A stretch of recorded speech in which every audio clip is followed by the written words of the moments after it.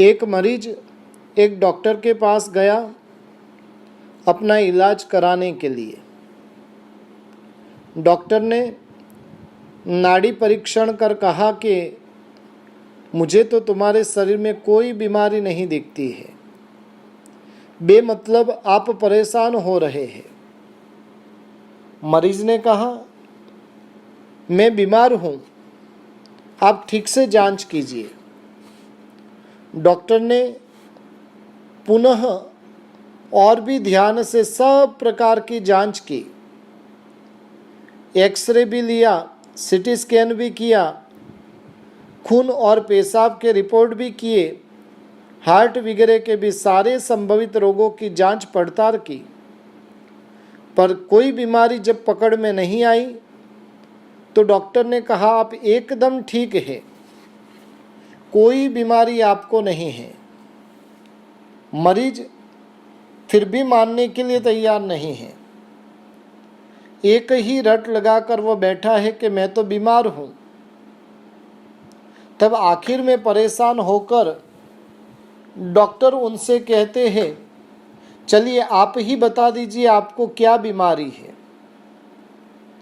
तब मरीज डॉक्टर से कहता है, डॉक्टर साहब, मेरी बीमारी यह है कि मेरी इच्छा की कभी पूर्ति ही नहीं होती है। आप मेरी इच्छा को, मेरी मन की भूख को शांत कर दो। मैं इस मन की बीमारी से परेशान हूं।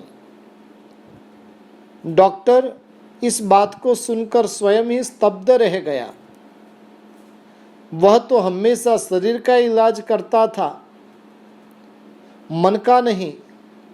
फिर भी डॉक्टर ने सोचा, जब रोगी हाथ लगा है, कुछ न कुछ उपाय तो इसके लिए बताना चाहिए। अच्छे अच्छे फल, ड्राई फ्रूट्स आदि खाने की सामग्री मंगवा कर मरीज को दिए और सब कुछ पेट भर के मरीज ने खाए। भरपेट खाकर मरीज ने कहा, डॉक्टर साहब, पेट तो भर गया लेकिन अभी तक मन नहीं भरा है। डॉक्टर ने जीवन जरूरियात की सारी चीजें मंगाकर मरीज के सामने रख दी। सब चीजों का उसने उपभोग किया और फिर भी मरीज शांत नहीं हुआ। मरीज की यह हरकत एक वृद्ध देख रहा था। उसने डॉक्टर से कहा, आप इसके साथ माथापच्ची करके अपना अनमोल समय क्यों बर्बाद कर रहे हैं? इसका मन कभी भी भरने वाला नहीं है। इसकी मन की वासना जो है वह दुष्पुर ही रहती है। आशा तृष्णा की ज्वाला बड़ी विकट है, इसका पार पाना कठिन है। आज तक किसी ने भी इसका पार नहीं पाया। इस आशा तृष्णा का वर्णन करते हुए कहा गया है, जिसके पास कुछ नहीं है वह सोचता है कि मुझे यदि 100 रुपये मिल जाए तो मैं आजीविका को आराम से चला लूं।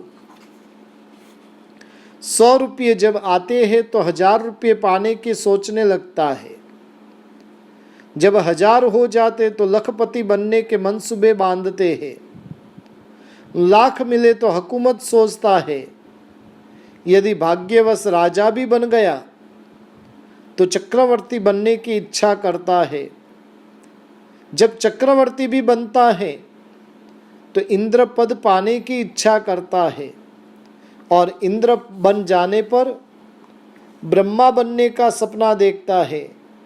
ब्रह्मा भी बन गया तो महादेव बनने की सोचता है और अगर महादेव भी बन गया तो वह विष्णु बनने की सोचता है। इस तरह मनुष्य की इच्छा का कोई अंत नहीं है। नीतिकार ने भी कहा है कि आशा रूपी सागर को आज तक न कोई पार कर सका है और न कर सकेगा। मनुष्य को लाभ के ऊपर लाभ होता जाए तो भी उससे तृप्ति कदापि नहीं हो सकती है। मन की इच्छाएं आकाश की तरह अनंत है, उसका कहीं छोर नहीं है। नदियों में कितनी बाढ़ें आ गई, जल थल एक हो गए, वाहन व्यवहार ठप हो गया, हजारों पशु पक्षी मरे, कितने गांव पेड़ पौधों को बहा कर लेकर गए, किंतु 2 माह के पश्चात देखा तो नदी खाली की खाली है, सुखी और भूखी ही है। तृष्णा भी नदी की तरह होती है, उसकी भूख कभी भी शांत नहीं होती है। हमने संसार के जितने भी भोग हैं और उन भोगों को अनंती बार भोगे हैं, फिर भी भोग में तृप्ति आज दिन तक नहीं हुई है। संसार के अनंत पुद्गलों में ऐसा एक भी पुद्गल नहीं है जो हमने अनंती बार नहीं भोगा हो। अब भोग कर छोड़े गए उन उच्छिष्ट पुद्गलों को ही हमने भोगने के लिए तुम उत्सुक हो रहे, यह बहुत घृणा की बात है। इसलिए इन झूठे भोगों को छोड़ो और अपने सच्चे स्वरूप की ओर मुंह मोड़ो। भोग भुगते हुए व्यक्ति बुढ़े हो गए, शरीर जीर्ण हो गया, मरण के करीब भी पहुंच गया, किंतु भोग से मन की तृष्णा मिटती ही नहीं है। आखिर इंद्रियां शिथिल हो जाती है, मन में भोग की इच्छा तरंगे सतत चलती है, लेकिन इंद्रियां साथ नहीं देती है। बुढ़े लोग तब कहते हैं कि हमने भोगों को नहीं छोड़ा, लेकिन भोगों ने हमको छोड़ दिया है। भोग हमने नहीं भोगा, लेकिन भोग ने हमें भोग लिया है। तप तपा नहीं है, हम ही तप्त हो गए हैं। काल नहीं गया, लेकिन हम ही चले गए। तृष्णा जीर्ण नहीं हुई, लेकिन हम स्वयं इन भोगों को भुगतते भुगतते जीर्ण हो गए। आदमी बुढ़ा हो जाता है, पर उसकी तृष्णा, उसकी चाहत में कमी नहीं आती। बच्चे के बच्चे होने पर भी उसकी शादी देखने की तमन्ना रखता है। अगर शादी उनकी हो जाए तो उनके भी बच्चे देखने की इच्छा प्रकट हो जाती है।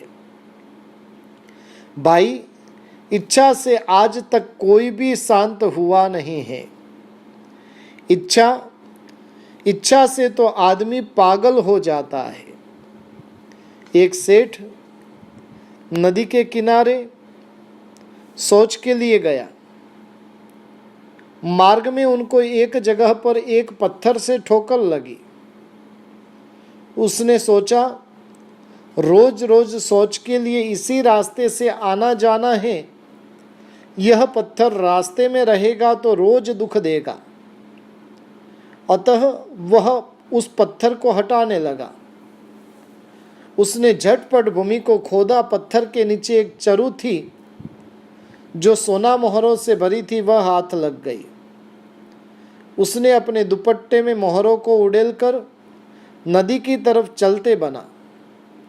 मोहरों में मिट्टी लगी हुई थी, गांठ भारी लग रही थी, इसलिए उसने सोचा, अगर मैं सोना मोहरों को पानी में धो लेता हूँ तो गठड़ी थोड़ी हल्की हो जाएगी। नदी में उतरकर जैसे ही उसने मोहरों को धोने के लिए गठरी खोली, सारी मोहरें पानी में बिखर गई। खर स्रोता नदी थी, तेज रफ्तार में पानी की धार बह रही थी। मोहरें भी पानी में गिरते ही लुढ़कने लगी। सेठ ने उनको इकट्ठी करने की बहुत कोशिश की, पर सब व्यर्थ। आदमी पागल सा हो गया और कहने लगा, धोता गई जी धोता गई। बहुत देर तक वह घर न लौटने से घर वाले उसे लेने आए। पर वह एक ही बात कहने लगा, धोता गई जी धोता गई।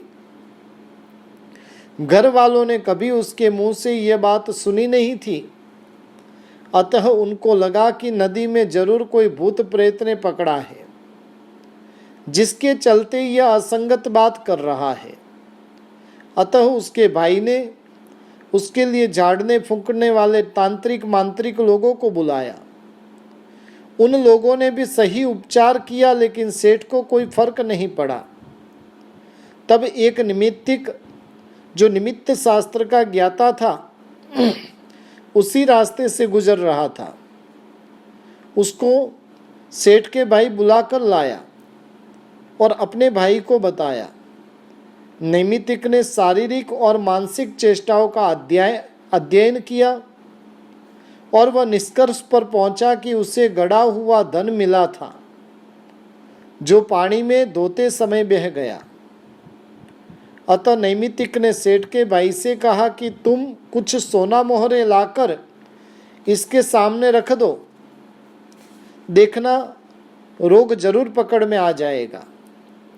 उसके भाई ने इस वृद्ध नैमित्तिक के कहे अनुसार 400 मोहरे लाकर उसके सामने ढेर लगा दिया। उन्हें देखते ही सेठ का दिमाग ठिकाने आ गया और मानसिक विकार दूर होते ही स्वस्थ होकर बोला, अरे भाई, ये मोहरे तो बहुत कम हैं, मुझे तो चरु भर के मोहरे मिली थी। भाई ने पूछा, कहाँ मिली थी? उसने बताया कि नदी के पास एक वृक्ष के नीचे। मेरा नसीब खराब था, मैं उन्हें धोने के लिए जैसे ही नदी में घुसा कि मेरे हाथ से पोटली का एक पल्ला छूट गया और सारी मोहरें नदी में गिर गई। बस उन्हीं के चले जाने से मैं पागल हो गया था। अपने बड़े भाई के मुख से इस बात को सुनते ही छोटा भाई पागल हो गया और कहने लगा, चलो ढूंढते हैं, चलो ढूंढते हैं। बड़े भाई अच्छे हो गए तो छोटे भाई के सर पर भूत सवार हो गया।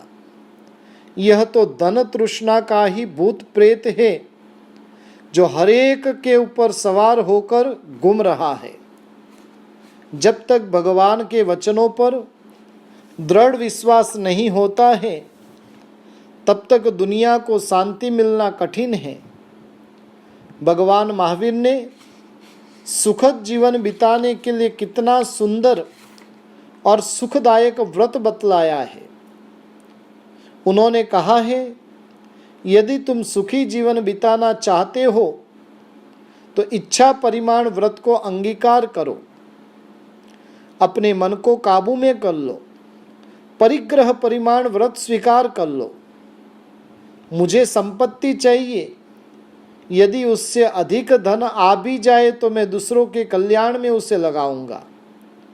संसार का वैभव भौतिक समृद्धि है, उसे हमने बहुत ही महत्व दे रखा है और उसकी चकाचौंध में सारा संसार आज पागल सा बन गया है।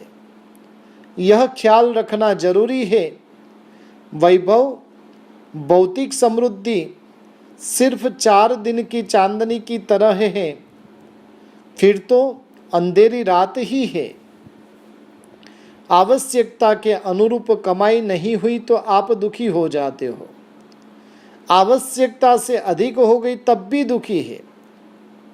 प्राणी सकल को सुखी करने के लिए परमात्मा ने इच्छा निरोध का मार्ग बताया है।